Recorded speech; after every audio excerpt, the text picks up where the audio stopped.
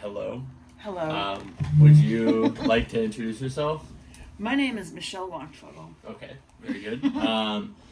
So, you're part of the Jewish community? Yes. The Jewish ethnic group. How is, well, first off, let's start with, so my parents came over from, at the time, the Russian Empire in, like, the late 1800s. You know, when Your parents did? my forefathers, excuse me. Okay, my people. Your genealogies. Yes.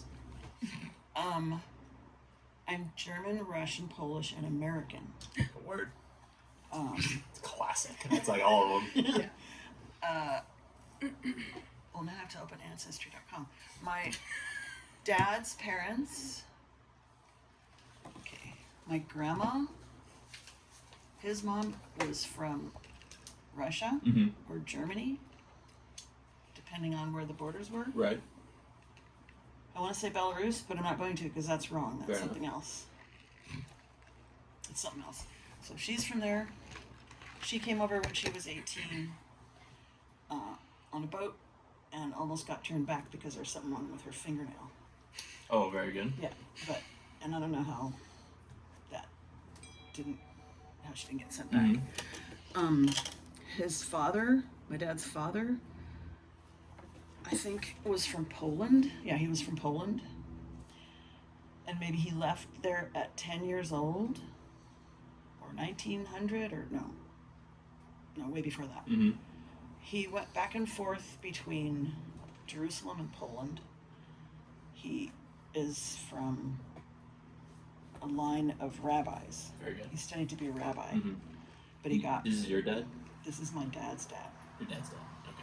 Spent a significant part of his childhood in Jerusalem, and we still have relatives there who know a lot about that. Nice.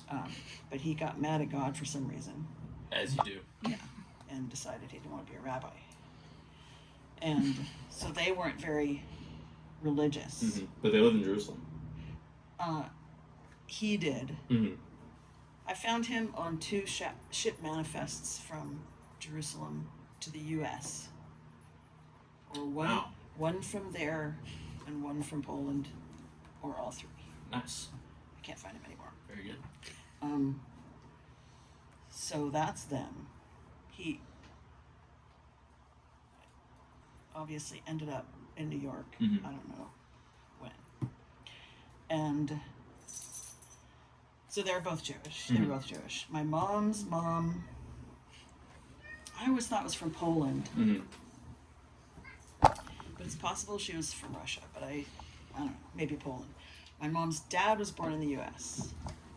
All Jewish. Very good. Yeah. Well, words change a lot, you know. So, Yeah. What about you? Did you grow up in New York? No. My You- parents grew up in New York, and they came out here in 1950, Mm-hmm. and my brothers and I were all born here. Very Two older good. brothers. My mom was raised Orthodox, Oh. but we were, I call us California Jews. Yeah. Very cultural. Yeah. My mom did it up for all the Jewish holidays. Mm-hmm. If I used to go to her sometimes when I was like in elementary school, and I'd say, "Mom, can I make a recipe?" Which means I just wanted to like combine sugar and flour or Right. whatever and put it in the oven and see how bad it was. And she would say, because it was Shabbos, it was Saturday. Yeah. She would say, "What do you want for my life?" And she'd say, "Go ahead." Mm-hmm. So we weren't really strict, but we didn't mix milk and meat on Shabbos dinner. Very good. But then later on, maybe if it's later on when we were teenagers, we made chocolate milkshakes after dinner. So, Nice. but it was very relaxed. Like we didn't get in trouble for Mm-hmm. So you grew up here, and were you Manhattan Beach. Manhattan? So that's not very. It's not very Jewish, No. right? Like when I think didn't- of LA Jews, I I'm didn't thinking know- like Brentwood or West Yeah, LA. West LA. I think there are a lot in Westchester. Yeah, my Um, grandmother's from Westchester. Oh. I knew of two other Jewish people when I was a kid Mm-hmm. in elementary school. And several years ago, I realized that I only can remember who one of them was. Mm-hmm. But her parents were intermarried, and whoever the other kid wasn't intermarried. Both intermarried. Yeah. So I was the only completely Jewish person, or our family was the only completely Jewish that I knew. We did have a Jewish neighbor down the street later on, but that was actually an Indian marriage. She was part American Indian. So, moving on to, like, you mentioned the interfaith marriage, like, that doesn't really, cultural conventions like that really aren't adhered to as much anymore.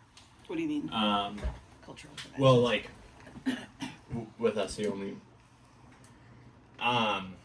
like, people aren't relegated to stay inside their ethnic group anymore. Like, 50 years ago, if you're Italian, you better be marrying an Italian, or if you're an Irish, it's right. Yeah. So, do you find, how do you feel about the interfaith marriages? You know what happens. Yeah. I have two older brothers. The one in the middle had a Catholic girlfriend right out of. My brother married a Catholic. So. So did my other. So both my brothers married Catholics. Catholic people.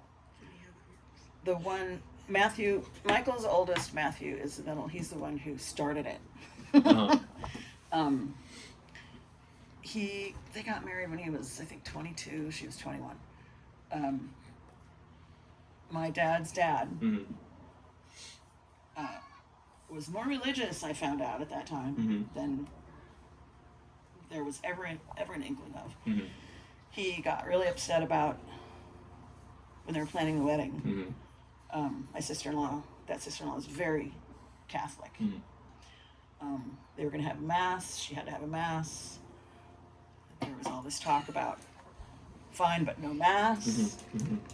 No mass. And I don't even remember. That was months long. Yeah, I bet. So he blazed the trail. I say she's very religious, and I don't even know what that means. The only thing I've observed is their wedding, right, and that they have a Christmas tree, and yeah. I don't even hear anything about Easter, but that brother of mine is very unreligious. So they don't do anything Jewish there. My other sister-in-law, who's Catholic, I don't hear about her going to church or anything. But she's Catholic. Probably their kids. Who just asked you this? Daniel. Their kids are probably gonna be doing mostly Catholic stuff. However, that sister-in-law celebrates all the Jewish holidays, decorates for Hanukkah. They keep Passover. So actually, their kids will probably incorporate something. How do you feel about that? How do you feel about the split? The half in, half out Jews. We have 20 minutes? But ask me more specifically. It's upsetting. Do you think... It's like viscerally upsetting. Yeah, I would have... Now what do you want to But what are you going to do? What do you think you lose? Like, what do you feel you lose when you see an interfaith couple or someone who doesn't is not observant? So Jewish and something else. And something else. Yeah. What do I personally lose? What does the community lose? What do we, like, as a group, as a people? There were 16 million of us then. Yes. There's 16 million of us now. Not quite. We're still getting back up. Okay. That's what I saw the other day, but close enough, right? And I even was pretty disappointed. I looked within the last year. How many of us would there have been? Not that many more. Not that many. Maybe 32 million. Yeah. I mean, it's an infinite topic. It's very sad. I think we're bitching. I mean, I'd have to agree. Can't lie. Which is not to say there's not great stuff about other religions. Of course. My dad was very intellectually Jewish. Read Commentary magazine. All kinds of stuff. what was I going to say? Oh, he said to me once, or said to us, if I had to practice a religion other than Judaism, it would be Hinduism. Mm. And coming from him, like anything other than Judaism, but that was the point, Right. something else. Yeah. And I thought, okay, cool, that's good to know if I need a plan B. If it ever comes out of it. But I guess that kind of made me think, I won't say for the first time, but it made me think, okay, there's good stuff about a lot of different religions, but but I could see what he was talking about. Right. Never looked into it much, but anyway, I